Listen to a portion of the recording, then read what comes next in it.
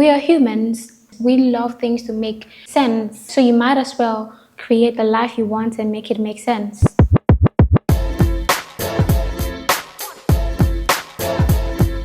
Like, there is nothing as difficult to live with as a regretful mind and a regretful soul. When it comes to transformation, it comes with you having the ability to strike a balance between the now and your future self. Now that you have the skill, talent, you have the physical ability to embrace yourself and embrace your transformation, change and morph into something else. Now is the time for you to do whatever you're aspiring, because come to think about it, yeah, you don't want to be one of those people that will be just talking about how they were in their middle age. You want to be someone who shows results and not just talking. There is a blurred line between being stuck in transformation and rising above transformation. I really don't know why I decide to talk about transformation, but I feel like it's because I have been there. This is what I'm observing in our society and in my generation. Many people have the ability, they have the skills, they have the talent, they have everything it takes for them to become, to tap into their potential self, but they are stuck in their transformative state. 5 things that help me navigate through my transformative journey. I am not the only one, but this will be helpful for some people out there. Overconsumption. Put the phone down. Put the phone down. What sense does it make if you don't use your time to produce, if you don't use your time to work for you, to stop over consuming and start producing? I have been through the stage of mindlessly scrolling and forgetting that I have and hold so much potential, that I can be doing photography, I can be painting, I can be doing a video. And I am so proud of myself for doing this. Many people think motivation breeds inspiration. You don't get motivated in order to get it inspired to do things. No, you take actions, and after action you get inspired. Maybe you have to replace certain habits with certain habits, because you cannot break free from a habit without replacing it with something else. Well, for me, it's becoming so normalized that being on your phone for over 2 hours, for over 3 hours, mindlessly scrolling, arguing with strangers you know nothing about, like, it doesn't really make sense. So ask yourself the hard questions. Who do I want to be? How can I get there? Does this serve my system that is in place for me to achieve? I mean, that's what I tell myself on a daily basis, especially when I catch myself lagging. What do I want out of my life?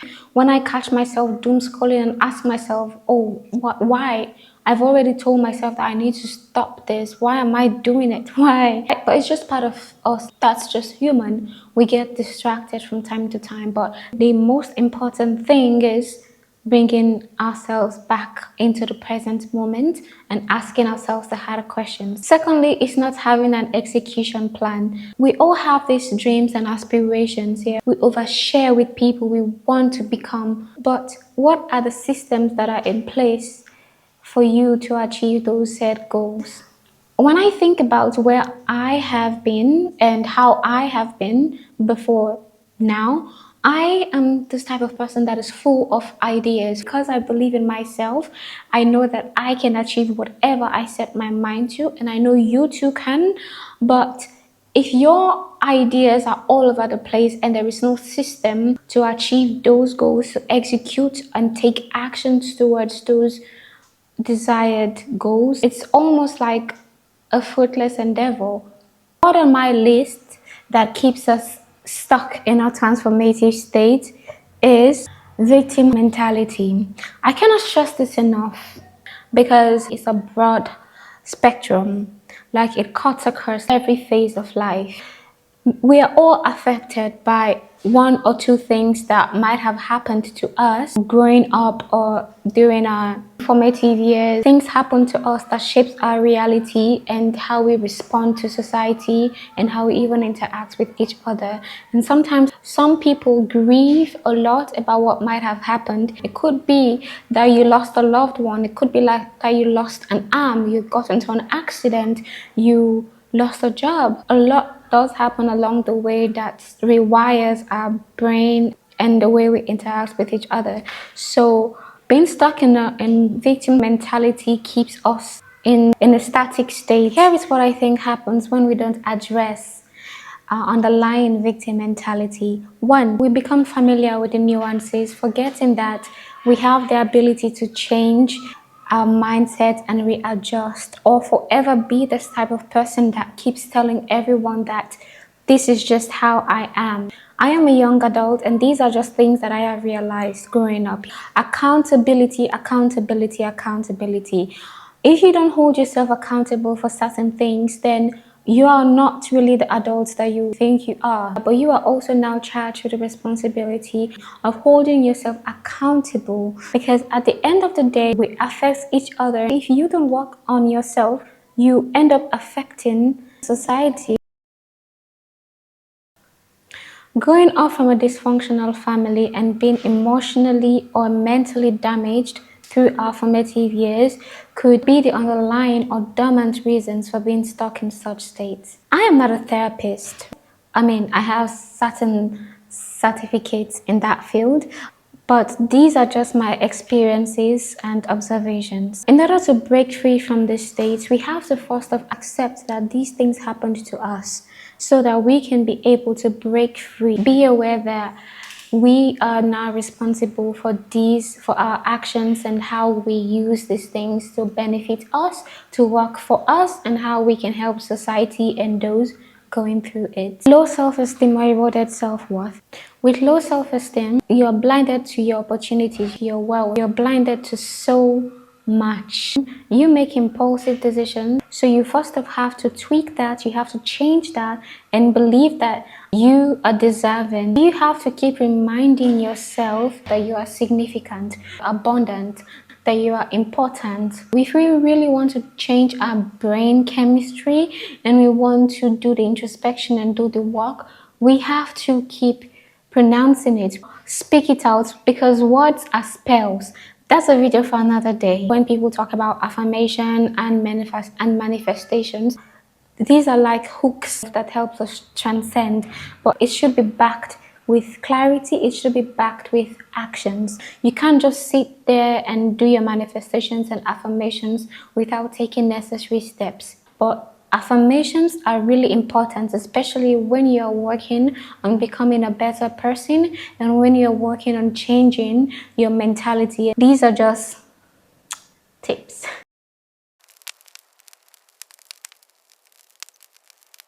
Creative blocks affect you in every spheres of life, in your workplace, in your creativity, in whatever you're using your mind to do. It keeps you stuck. Sometimes you malfunction in certain settings because these are just underlying issues that you really don't know exist. They are manifesting in different ways. So in order to break free from these, you have to get all of these out of the way. Write it. What is really keeping me stuck? Why do I feel this way? Sit down, think, have time to yourself.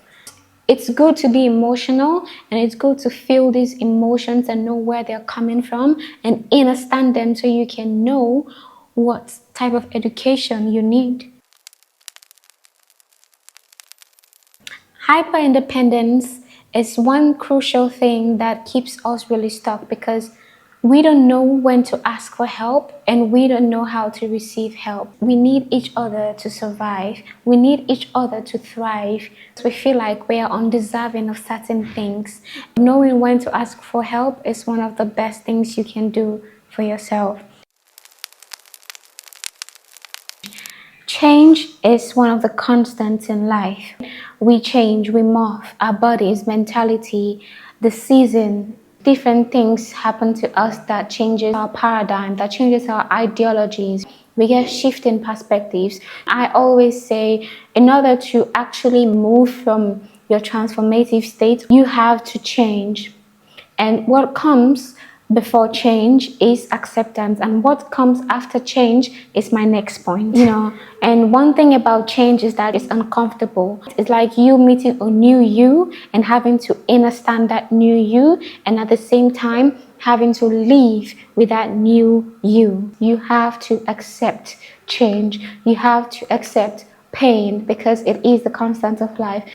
For the fact that we are always chasing happiness, joy, this level of ecstasy, we want peace, we want happiness, we want longevity. We also have to know that change comes with pain, it comes with discomfort. Even if you have a new job that you've been praying for, or you've been praying for a child, right, and you have that child, you have to adapt to the changes that child brings. It might be sleeping pattern, your body, your mental health.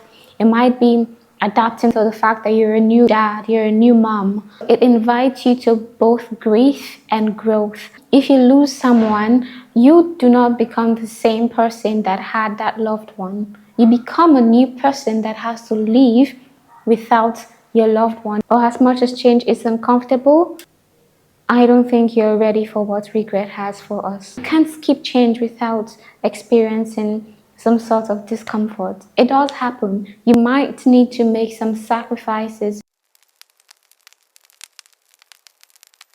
So, to my fifth and final stage is shame. Shame will silence you before anyone does. And many people don't understand the importance of these emotions that causes discomfort. Emotions like shame, envy, like jealousy.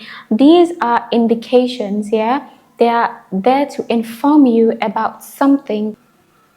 What?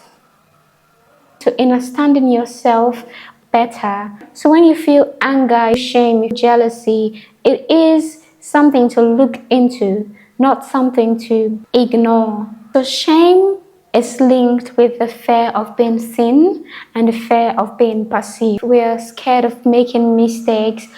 It could be grammatical error. It could be the way we see ourselves, the way we dress, the way we talk. Maybe we are not informed or educated about certain topics, and we don't really want to be seen. I don't really care about being perceived, because whether we like it or not, we would be perceived. But that doesn't mean it's like the correct perception someone has of me, right? But I don't want to be seen. I don't. I just want to make money in silence, low key, and live my life. But I've come to a realization that expressing myself helps me to become, it helps me to help others out there. It builds me. In order to get over the fear of shame, you have to be okay with people perceiving you. You have to be okay with being seen. You have to be okay with being misunderstood, because it's all part of transforming. Hiding kept me from expressing myself, and expression is part of being alive. Whether it's through doing this video right now, it's through painting, through dancing, podcasts, it's poetry, it's through bringing people together, it's through yoga. To me, expression is a form of gratitude. And I feel like one of the reasons people are unable to transcend shame is because of instant gratification. We want the results without the mistakes, but the mistakes are the art, the clues. No masterpiece is perfect. You have to start somewhere in order to get to where you want to. It is just science. I can sit here all day and talk and chat about transformation and really understand what I'm talking about. I can be stuck as anyone else. Me doing this video is me taking a step. And one thing I know for sure is you don't need to have it all figured out. You just need to keep creating. It might really take time for these dreams and aspirations to come to life, to come to reality, but having a clear vision of what you truly want helps you, disengage from things that do not serve you. When you are stuck in a transformative state, one thing that often happens is you get stuck in self-doubt. Actually, it breeds self-doubt, it breeds procrastination, and by procrastinating, what do you think happens? You end up losing yourself, you end up doubting every step of the way. So you might as well have a clear vision of what you truly want to do. Even if you have doubt, or even if fear creeps in, you do it regardless. Like, you just keep it's going, but because there is a goal, there is a set plan, there is a destination. And I feel so grateful to myself that I am actually doing this right now, that I'm helping myself express and helping others who might need this message. So whatever it is that you want to do, this is your sign to get it started, get it going, have a clear vision, weigh the pros and cons, weigh your options. And if it's really in alignment with what you want, Charlie, keep it going. You got this. I am rooting for you. Yeah? Because at the end of the day is going to end. These are just few steps to realizing that you are stuck and you need to make changes, and what to look for when making these necessary changes. I think I should do another video about how it feels to be out of survival mode and just relaxing and just being, how the body, the mind, and the spirit works, and how I have experienced it. This is my second YouTube video, and I am really happy, yeah, to be on here and to be consistent. So if you're watching from any part of the world, and if this video makes sense to you, if it's informative, it has helped you in any way so far, I would really love you to leave a comment below, and that would help others. I would love to see you in my next video. Bye.